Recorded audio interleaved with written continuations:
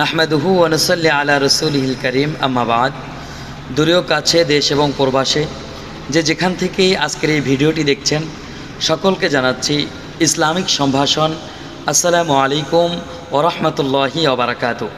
প্রিয় সুধী, আজকে যে বিষয়টি নিয়ে আলোচনা করতে যাচ্ছি সেই বিষয়টি হচ্ছে ইসলামের দ্বিতীয় রকম সালাত সম্পর্কে। প্রিয় সুধী, নামাজ সম্পর্কে একাধিক আয়াত এবং হাদিস রয়েছে। আল্লাহ তাআলা পবিত্র কোরআনের বিভিন্ন জায়গায় বারবার সেও বান্দাদেরকে আদেশ করেছেন, আকিমুস সালাহ, তোমরা নামাজ কায়েম করো, ওয়া আতুজ যাকাত, এবং জাকাত প্রদান করো।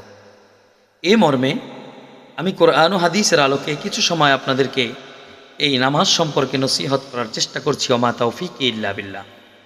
প্রিয় সুধী, হযরত আব্দুল্লাহ ইবনে আমর ইবনুল আস রাদিয়াল্লাহু তাআলা আনহু থেকে বর্ণিত, তিনি বলেন, আনিন নবী সাল্লাল্লাহু আলাইহি ওয়াসাল্লাম আন্নাহু যাকারা সালাতা ইয়াওমান। নবীজি সাল্লাল্লাহু আলাইহি ওয়াসাল্লাম একদিন আমাদেরকে নামাজ সম্পর্কে আলোচনা করতেছিলেন। এমত অবস্থায় তিনি বললেন, ফাকালা মান হাফাযা আলাইহা কানাত লাহু নূরাও ওয়া বুরহানাও ওয়া নাজাতান ইয়াউমাল কিয়ামাহ। নবীজি বললেন, যেই ব্যক্তি উহার হেফাজত করবে, যেই ব্যক্তি নামাজের হেফাজত করবে, ওই ব্যক্তির জন্য কাল কিয়ামতের ময়দানে এই নামাজ তার জন্য হবে নূর এবং তার জন্য হবে বুরহানান, প্রমাণ, ওয়া নাজাতান, এবং তার জন্য হবে এটা নাজাতের কারণ। তিনি আরও বললেন, ওমান লাম ইউহাফিজ আলাইহা লাম তাকুল্লাহু নূরাও ওয়ালা বুরহানাও ওয়ালা নাজাতা। অর্থাৎ, আর যেই ব্যক্তি উহার হেফাজতকারী হবে না, নামাজের হেফাজত করবে না, তার জন্য উহা কিয়ামতের ময়দানে আলো হবে না, প্রমাণ হবে না, এমনকি এটা তার জন্য নাজাতের ওসিলাও হবে না। তাহলে কি হবে? ওয়াকানা ইয়াউমাল কিয়ামাতি মা কারুনা ওয়া ফিরআউনা ওয়া হামানা ওয়া উবাই ইবনুল খালফ। নবীজি বলেছেন, ওই ব্যক্তির হাসর নাসর হবে কারুনের সাথে, ফিরআউনের সাথে, হামানের সাথে, এমনকি বিখ্যাত কুখ্যাত কাফের উবাই ইবনুল খলফের সাথে। নাউযু বিল্লাহি মিন যালিক। অপর এক বর্ণনাকারী সাহাবী হযরতে উবাদাহ ইবনে সামিত রাদিয়াল্লাহু তাআলা আনহু থেকে বর্ণিত, তিনি বলেন, ক্বালা রাসূলুল্লাহ সাল্লাল্লাহু আলাইহি ওয়াসাল্লাম, নবীজি সাল্লাল্লাহু আলাইহি ওয়াসাল্লাম ইরশাদ করেছেন, খামসুস সালাওয়াতি ইফতারাদাহুন্না, তোমাদের জন্য 5 ওয়াক্ত নামাজকে আল্লাহ তাআলা ফরজ করে দিয়েছেন।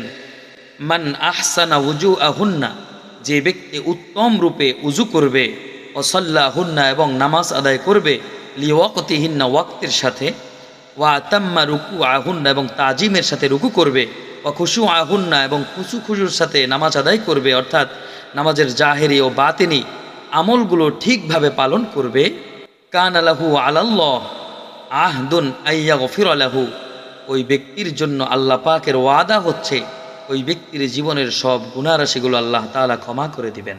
সুবহানাল্লাহি বিহামদি। নবীজি আরো বললেন, ওয়ামান লাম ইয়াফআল ফালাইসা লাহু আলাল্লাহি আহদুন ইন শাআ গফারা লাহু ওয়া ইন শাআ আযাবাহু, আর যেই ব্যক্তি উহা উত্তম রূপে আদায় করবে না, উত্তম রূপে পরিপূর্ণভাবে আদায় করবে না, তার জন্য আল্লাহ পাকের কোনো ওয়াদা নেই। তবে ইন শাআ গফারা লাহু, আল্লাহ যদি চাহে তো তাকে মাফ করতেও পারেন, ওয়া ইন শাআ আযাবাহু, আর যদি তিনি ইচ্ছা করেন তাহলে তাকে আযাবে অনুপতিত করতে পারেন।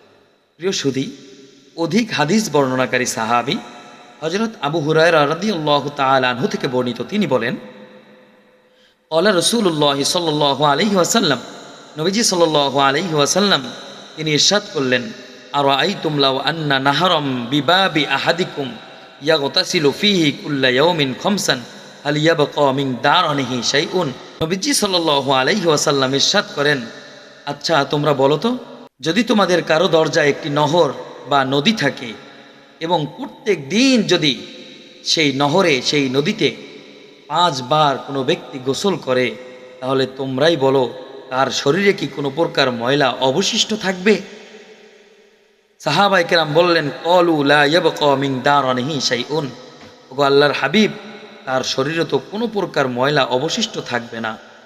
নবীজি বললেন, ফাযালিকা মিসলুস সালাওয়াতিল খামসি ইয়ামহুল্লাহু বিহিন্নাল খতায়া, অনুরূপ অবস্থা 5 ওয়াক্ত নামাজের, যার বদৌলতে আল্লাহ পাক নামাজের সমস্ত গুনাহ রাশি মিটিয়ে দিবেন। সুবহানাল্লাহি বিহামদি।